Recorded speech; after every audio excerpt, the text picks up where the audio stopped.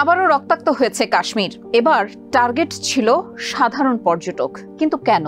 এই হামলার পেছনে কারা? এতে ভারতের প্রতিক্রিয়া কি? আর এই ঘটনায় কি ফের উত্তপ্ত হচ্ছে ভারত পাকিস্তান সম্পর্ক? এইসব প্রশ্নই এখন আলোচনার কেন্দ্রে।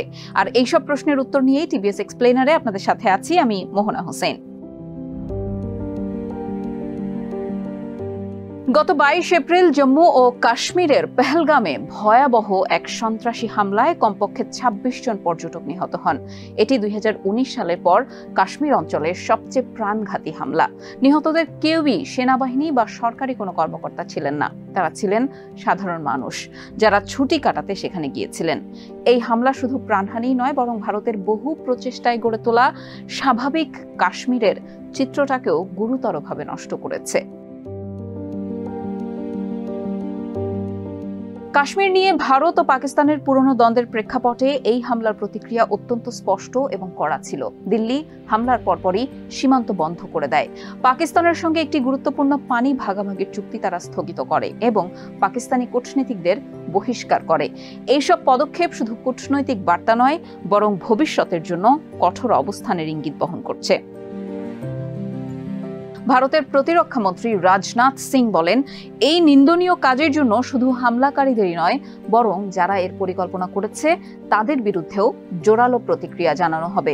এছাড়া ভারতের স্বরাষ্ট্র মন্ত্রণালয় থেকে জানানো হয় যে সীমান্ত এলাকায় নিরাপত্তা বাহিনী মোতায়েন বাড়ানো হয়েছে এবং সব রাজ্যকে সতর্ক থাকতে বলা হয়েছে। সামাজিক যোগাযোগ মাধ্যমে গুজব এবং উত্তেজনা যেন ছড়াতে না পারে সেজন্য নজরদারি আরও বাড়ানো হয়েছে। বিশ্লেষকেরা মনে করছেন, এই প্রতিক্রিয়াগুলোর মাধ্যমে ভারত শুধু পাকিস্তানকে বার্তা দিতে চায় না, বরং দেশের ভেতরে জনমতকে শান্তও রাখতে চায়, যেখানে ক্রমেই বাড়ছে কঠোর প্রতিরোধের দাবি। বিশ্লেষকরা বলছেন, মূল প্রশ্ন হলো ভারতের প্রতিক্রিয়া কবে, কিভাবে এবং কি মূল্যে হবে। সমরবিদ শ্রীনাথ রাঘবন বলেন, আমরা সম্ভবত একটি শক্ত প্রতিক্রিয়া দেখতে পারবো, যা ভারতের অভ্যন্তরীণ জনগণ এবং পাকিস্তানের প্রতি সংকল্পের বার্তা দেবে। তিনি আরো বলেন, সরকারের পক্ষে এখন এর বাইরে কিছু করাটা কঠিন হবে।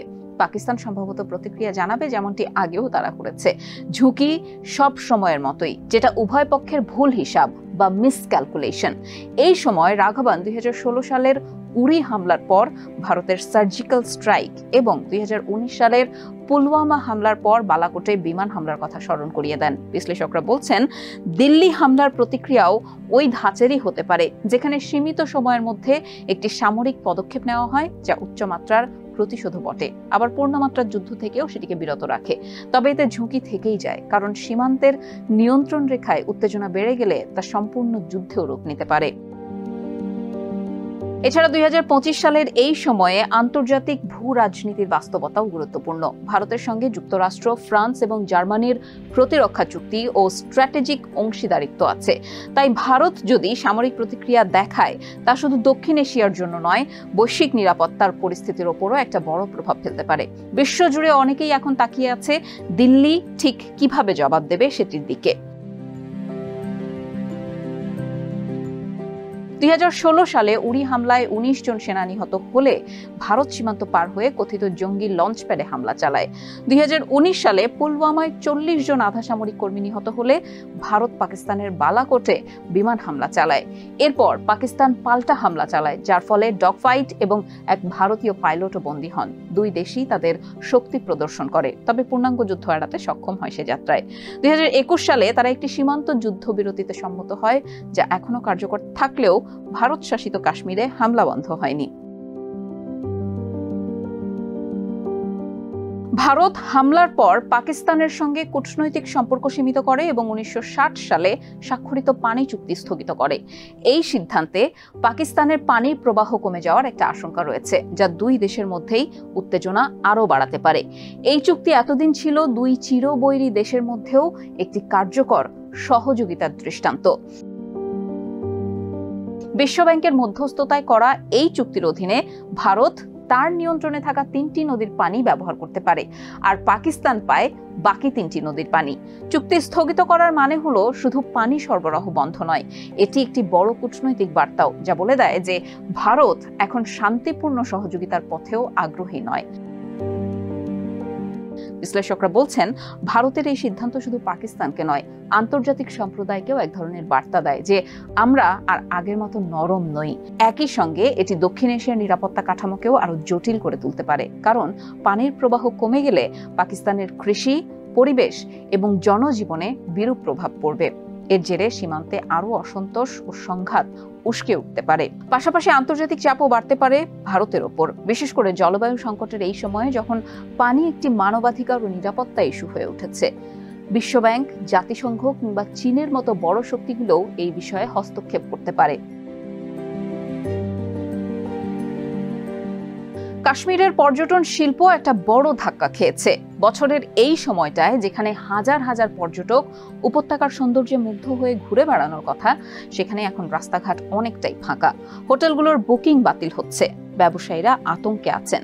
কাশ্মীরের হস্তশিল্প, শাল ও কাশ্মীরি আপেল রপ্তানিকারকেরাও ক্ষতিগ্রস্ত হচ্ছেন। শ্রীনাথ রাঘবন বলেন, এই ধরনের প্রতিক্রিয়ার মূল সুবিধা ভারতের জন্য হবে রাজনৈতিক, কারণ জনগণের তরফ থেকে ভারতের জোরালো প্রতিক্রিয়ার জন্য ব্যাপক চাপ থাকবে। তবে তিনি সতর্ক করে বলেন, পাল্টা প্রতিক্রিয়া একটি গুরুতর সংকট বা এমনকি সংঘাত সৃষ্টি করতে পারে। কাশ্মীরের পরিস্থিতি এমনিতেই বহু বছর ধরে সেনা উপস্থিতি, বিচ্ছিন্নতাবাদী তৎপরতা ও নিরাপত্তা অভিযানের কারণে টালমাটাল হয়ে আছে। এই নতুন উত্তেজনা সেখানে সাধারণ মানুষের উপর আরো চাপ ফেলতে পারে, বিশেষ করে ছাত্রছাত্রী, কৃষক ও ক্ষুদ্র ব্যবসায়ীদের জীবিকা সরাসরি আক্রান্ত হবে। এমনও আশঙ্কা রয়েছে, ভারতের অভ্যন্তরে মুসলিম জনগোষ্ঠীর মধ্যে অনিশ্চয়তা ও উদ্বেগ তৈরি হতে পারে, যা অভ্যন্তরীণ রাজনৈতিক চাপকেও বাড়িয়ে তুলতে পারে। একই সঙ্গে সীমান্তবর্তী অঞ্চলে নিরাপত্তা বাহিনীর উপস্থিতি বাড়ানো হচ্ছে, যা কখনো কখনো স্থানীয় বাসিন্দাদের জীবনে ভয় এবং আতঙ্কের আবহ সৃষ্টি করে। অ্যালবানি বিশ্ববিদ্যালয়ের অধ্যাপক ক্রিস্টোফার ক্ল্যারি বলেন, ভারতের সামনে দুটি পথ খোলা রয়েছে। এক, 2021 সালের যুদ্ধবিরতির চুক্তি ভেঙে সীমান্তে আবারও গুলি বিনিময়ের অনুমোদন দেওয়া। এই পদক্ষেপ সীমান্তবর্তী অঞ্চলে উত্তেজনা বাড়াতে পারে এবং স্থানীয়দের জীবন ঝুঁকির মুখে ফেলতে পারে। তবে এটি স্বল্প মেয়াদে রাজনৈতিকভাবে একটা কঠোর প্রতিক্রিয়া হিসেবে তুলে ধরা যায়। 2, 2019 সালের মতো বিমান হামলা বা ক্রুজ মিসাইল হামলা চালানো। বালাকোট স্ট্রাইকের মতো একটি পদক্ষেপ ভারতের পক্ষ থেকে শক্ত অবস্থান প্রদর্শনের একটা দৃষ্টান্ত হতে পারে। তবে এটি সরাসরি সংঘাতের দিকে যেতে পারে, বিশেষ করে যদি পাকিস্তান পাল্টা জবাব দেয়।